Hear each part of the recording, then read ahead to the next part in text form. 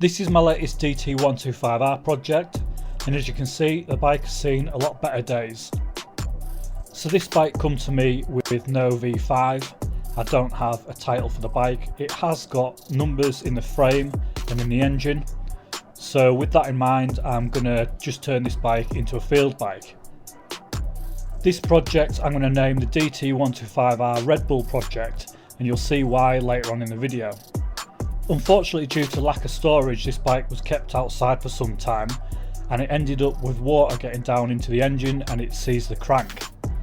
The crank has now been reconditioned with PJME and the engine has now been rebuilt. After stripping the engine down and rebuilding it with new parts, this is where we're at with the project now.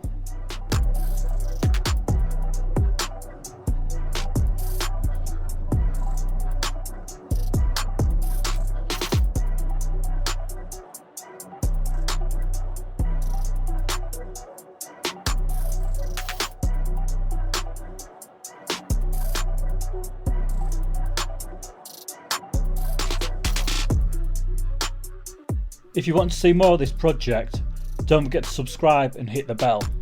Thanks for watching.